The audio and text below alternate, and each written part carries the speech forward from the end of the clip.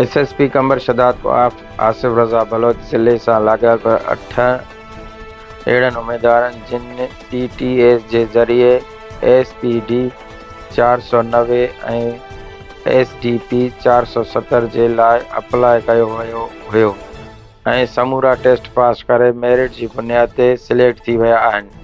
तिन खे एसएसपी कमर शदात कोट आसिफ रज़ा बलोच पुलिस कांस्टेबल जा ऑर्डर ॾिना, जिन में 28 मर्द ऐं 40 औरतूं उम्मीदवार शामिल हुयूं। एसएसपी आसिफ रज़ा बलोच नई भर्ती थियल समूरनि पुलिस कांस्टेबल उम्मीदवारनि खे मुबारकूं ॾींदे चयो त हाणे तव्हां जी ज़िम्मेवारियुनि में इज़ाफ़ो थी चुको आहे। अॼु खां तव्हां डिसिप्लिन फोर्स जो हिसो थी विया आहियो। मूंखे यकीन आहे त तव्हां पंहिंजूं ज़िम्मेवारियूं अहसन तरीक़े सां निभाईंदा त जीअं पुलिस खाते जी नेक नामी थींदी।